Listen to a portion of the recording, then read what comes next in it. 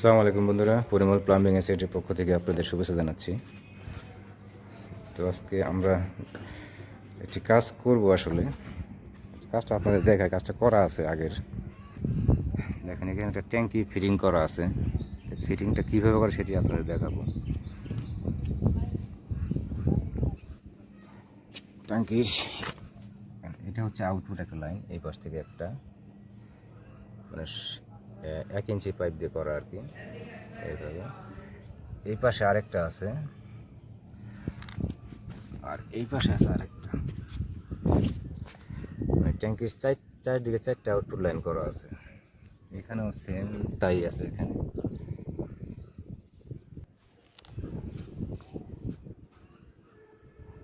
আর এটা হচ্ছে ছাদের ওয়ারিং।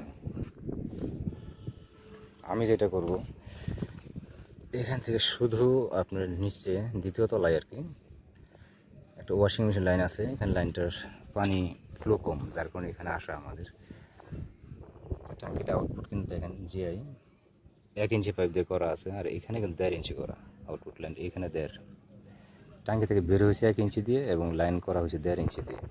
এখন শুধু এইটুকু আমি 1.5 ইঞ্চি করবো আর কি, যেন ওয়াশিং মেশিনে পানির প্রেশারটা ঠিক মতো যায়।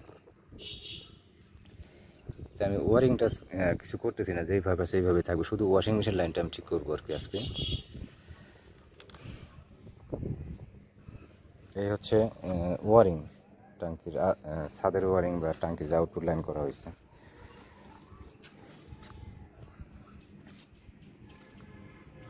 আর এটা হচ্ছে মোটর লাইন। তো প্রথম দেখলাম আর কি এই ধরনের কাজ, অগোছানো আর কি কাজটা। তো আমি কাজটা কমপ্লিট করার পর আপনাদের দেখাচ্ছি।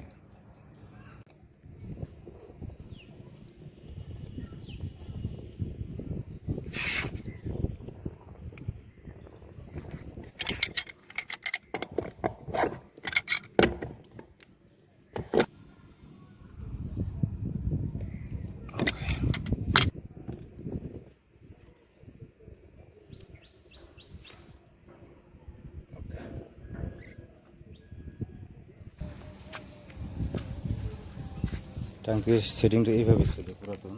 আর আমি ওই পাশে একটা পয়েন্ট শুধু আমি ঠিক করছি আর কি। এইটা শুধু এই লাইনটা আমি 1.5 ইঞ্চি করে দিয়েছি।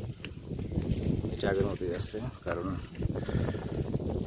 মানে ফোর্স কম ছিল ওয়াশিং মেশিনে, শুধু ওয়াশিং মেশিনের জন্য লাইনটা করা আর কি।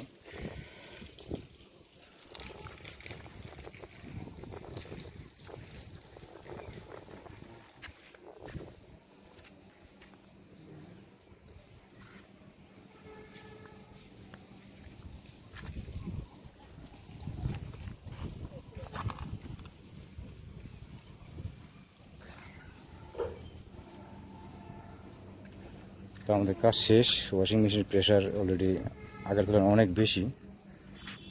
আর পুরাতন সেটিংটা কিন্তু আমরা কিছুই করিনি, ওই হয়ে আছে। আজকের মতো আমাদের কাজ এখানে শেষ।